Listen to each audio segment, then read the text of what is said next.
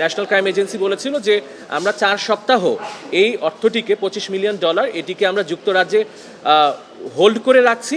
যদি বাংলাদেশ সরকারের পক্ষ থেকে কোনো আইনি ব্যবস্থা করা হয় তখনই আমরা এটা রিপ্যাট্রিয়েশনের জন্য ব্যবস্থা নিব।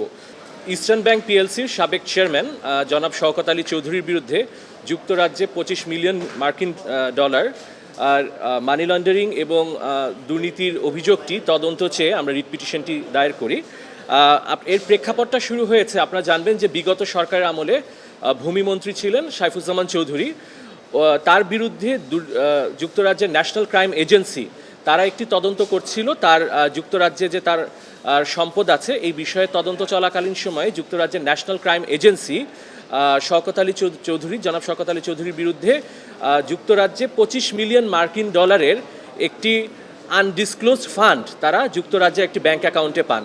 পরবর্তীতে ন্যাশনাল ক্রাইম এজেন্সি বাংলাদেশ সরকারের BFIU Bangladesh financial intelligence unit তাদেরকে এই বিষয়টি অবহিত করে এবং বলেছিল, ন্যাশনাল ক্রাইম এজেন্সি বলেছিল যে আমরা 4 সপ্তাহ এই অর্থটিকে $25 মিলিয়ন এটিকে আমরা যুক্তরাজ্যে হোল্ড করে রাখছি। যদি বাংলাদেশ সরকারের পক্ষ থেকে কোনো আইনি ব্যবস্থা করা হয় তখনই আমরা এটা রিপ্যাট্রিয়েশনের জন্য ব্যবস্থা নিব। পরবর্তীতে BFIU থেকে এই বিষয়ে ন্যাশনাল ক্রাইম এজেন্সির সাথে কোনো যোগাযোগ করা হয়নি বা বাংলাদেশ সরকার কোনো আইনি ব্যবস্থা নেয়নি। এর প্রেক্ষিতে যেটি হয়, যুক্তরাজ্যের ন্যাশনাল ক্রাইম এজেন্সি তারা ওই $25 মিলিয়ন এটি তারা রিলিজ করে দেয় এবং পরবর্তীতে যিনি অভিযুক্ত ব্যক্তি শওকত আলী চৌধুরী তিনি টাকাটি পাচার করে এটি দুবাইয়ে ওনার অ্যাকাউন্টে ট্রান্সফার করে ফেলেন।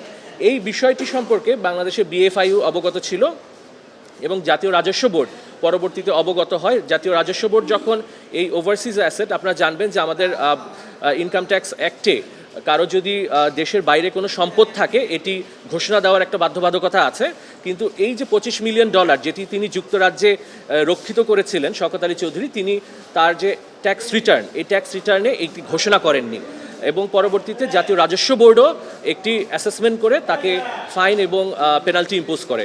আজকে শুধু BFIU তাদের নিষ্ক্রিয়তার কারণে এই $25 মিলিয়ন যেটি আমরা বাংলাদেশে উদ্ধার করে আনতে পারতাম, কারণ যে বিষয়টি হচ্ছে লন্ডার্ড মানি, একটি অর্থ যখন পাচার হয়ে যায় এটি কিন্তু দুই দেশের মধ্যে যদি ইন্টারনাল এগ্রিমেন্ট না থাকে টাকা অর্থ পাচার ফিরিয়ে আনা কিন্তু আসলে আইনগতভাবে খুবই কষ্টসাধ্য বিষয়। এই জন্য যেহেতু বাংলাদেশ সরকারকে সুযোগ দেওয়া হয়েছিল কিন্তু তারা এই সুযোগটি নিতে ব্যর্থ হওয়ায় BFIUর যারা কর্মকর্তা যারা এই অবহেলার সাথে জড়িত এবং যারা সঠিক সময়ে কোনো আইনগত ব্যবস্থা না নেওয়ার কারণে বাংলাদেশের এই অর্থটি বাইরের দেশে রয়ে গেল, তাদের বিরুদ্ধে আমরা একটা ডিপার্টমেন্টাল প্রসিডিং চেয়েছি। পরবর্তীতে হাইকোর্টে আজকে শুনানি হয়েছে।